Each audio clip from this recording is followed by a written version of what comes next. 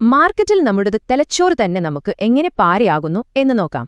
പുതിയ ട്രേഡർമാരിൽ 90% പരാജയപ്പെടും. പക്ഷെ കാരണം നിങ്ങൾ കരുതുന്നത് പോലെയല്ല. പ്രശ്നം കഴിവിന്റെയല്ല. സത്യത്തിൽ നമ്മുടെ തലച്ചോറ് അതിന്റെ ജോലി കൃത്യമായി ചെയ്യുന്നതുകൊണ്ടാണിത്. നമ്മുടെ തലച്ചോറിന് ഒരൊറ്റ ജോലിയുള്ളൂ, നമ്മളെ ജീവനോടെ നിലനിർത്തുക, സർവൈവൽ. അപ്പോ ഈ അതിജീവനത്തിന് ട്രേഡിംഗുമായിട്ട് എന്തു ബന്ധം? നമ്മളെ രക്ഷിക്കുന്ന അതേ കാര്യങ്ങൾ മാർക്കറ്റിൽ വില്ലനാവുന്നത് കാണാം. നോക്കൂ, നമ്മുടെ ഉള്ളിലെ ഈ രണ്ട് സിസ്റ്റങ്ങളും തമ്മിലുള്ള ഒരു ക്ലാഷാണിത്.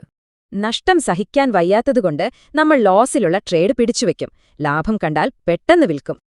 പഠിപ്പിലെ മിടുക്കും അച്ചടക്കവും വെച്ച് ട്രേഡിംഗിൽ വിജയിക്കാമെന്ന് അവർ ഉറച്ചു വിശ്വസിച്ചു. ആദ്യം കുറച്ചു വിജയം കിട്ടി, പക്ഷെ അടുത്തൊരു വർഷം നഷ്ടങ്ങൾ കൊണ്ട് അവർ തകർന്നുപോയി. എത്ര സ്ട്രാറ്റജികൾ നോക്കിയിട്ടും രക്ഷയില്ല. അപ്പോഴാണ് അവർക്ക് മനസ്സിലായത് തന്റെ വഴി തെറ്റാണെന്ന്. അതായിരുന്നു ആ ആഹാ മൊമെന്റ്. എല്ലാം അറിയാൻ ശ്രമിക്കാതെ കാര്യങ്ങൾ വളരെ സിമ്പിളാക്കാൻ അവർ തീരുമാനിച്ചു.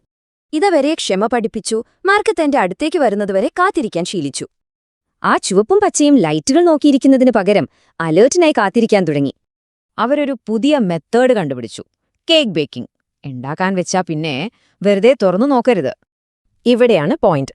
അച്ചടക്കം ജന്മനാ കിട്ടുന്നതല്ല, അത് നമ്മൾ ഉണ്ടാക്കിയെടുക്കുന്ന ഒരു ശീലമാണ്. ഇങ്ങനെയുള്ള നിയമങ്ങൾ നമ്മുടെ ഉള്ളിലെ ആ സർവൈവൽ ഇൻസ്റ്റിങ്ക്റ്റിൽ നിന്നും നമ്മളെ രക്ഷിക്കും. അതായത് റിസൾട്ടല്ല പ്രധാനം, നിങ്ങൾ നിങ്ങളുടെ പ്ലാൻ കൃത്യമായി ഫോളോ ചെയ്തോ എന്നതാണ് കാര്യം. ഇതിനെയാണ് സെക്സി ലൂസർ എന്ന് പറയുന്നത്. അതായത് നിയമം പാലിച്ച് തോൽക്കുന്നതിൽ അഭിമാനിക്കണം.